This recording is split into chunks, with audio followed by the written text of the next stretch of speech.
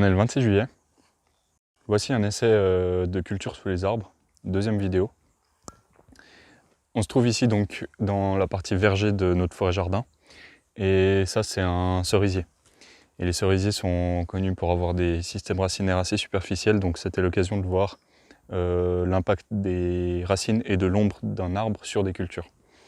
Donc ici, ce que j'ai fait, c'est que à l'été passé, j'ai bâché sur à peu près 1,5 m de large sur une dizaine de mètres de long, avec une partie très à l'ombre, très en compétition avec les racines, et une partie très au soleil, loin de l'arbre.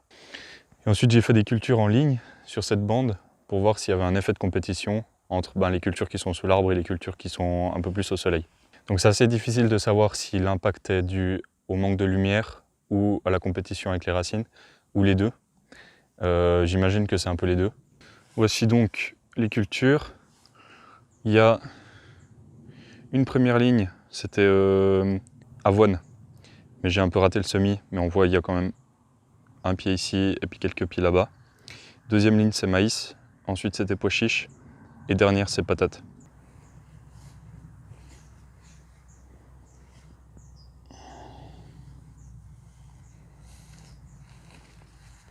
Donc on voit globalement que ça pousse quand même forcément mieux au soleil que sous l'arbre.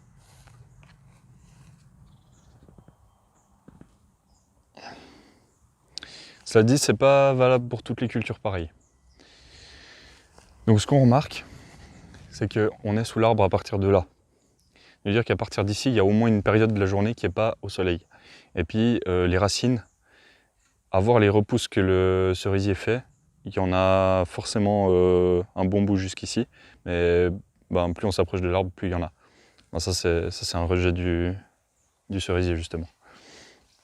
Alors ce qu'on observe, c'est que l'avoine, le seul pied qui est là, il est quand même plus petit que ceux qui sont là-bas. Mais comme je disais, l'avoine, j'ai un peu raté le semis. D'ailleurs, pour toutes les cultures, en fait, ça c'est pas vraiment définitif. Enfin, on ne peut pas tirer de conclusion définitive à partir de cet essai, parce que j'ai pas désherbé, il n'y a qu'une ligne, il n'y a qu'une variété. Il faudrait faire des essais à beaucoup plus grande échelle et sur le long terme, plusieurs années répétées, etc. pour vraiment avoir des données fiables. Mais là, ce qui est intéressant de voir, c'est que ça fonctionne quand même un peu. En tout cas, au minimum, un peu. Alors, pois chiche, on voit qu'il pousse mieux au soleil qu'à l'ombre. Là où c'est à moitié au soleil, il fait déjà pas mal de pois chiches. Ici, il y a eu un peu des soucis à cause des mauvaises herbes. Mais par contre, quand on vient voir au soleil, on voit que la plante est beaucoup plus grande et belle. Alors il n'a pas autant de fruits. Il y a aussi eu des soucis de limaces. Ensuite, troisième ligne, c'était maïs. Alors maïs, on voit qu'au soleil, alors j'ai semé un peu plus tard, hein, c'est pas semé début mai ou fin avril, ça c'est un semis un peu tardif, mais ça marche quand même pour l'expérience. Maïs en plein soleil, on voit qu'il est à peu près normal, ça pousse normal, jusque par ici. Et c'est là que l'ombre commence. Et puis sous l'arbre, il commence à décroître un peu.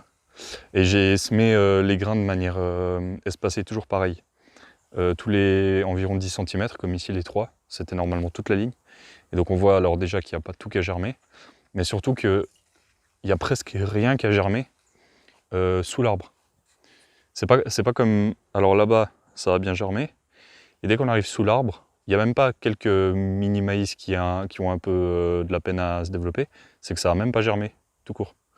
Alors il y en a juste un ici, et puis on voit qu'il est beaucoup plus faible que ceux qui sont là-bas. Maïs, c'est vraiment une plante qui n'aime pas la compétition. Mais après, ça dépend peut-être des variétés, encore une fois.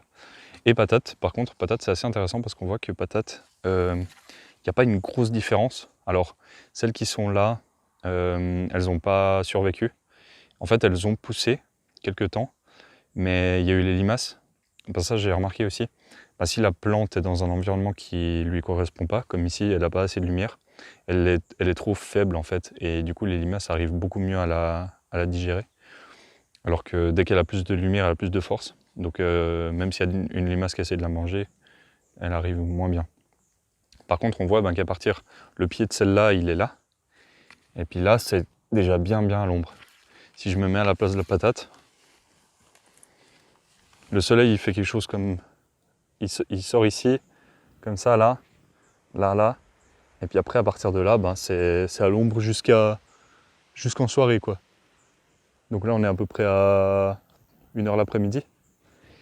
Et du coup, il y a du soleil un peu que le matin. Et puis on voit que la plante, avec du soleil que le matin, elle pousse quand même assez bien. Presque aussi bien, en tout cas avec autant de feuillage, que les plantes en plein soleil.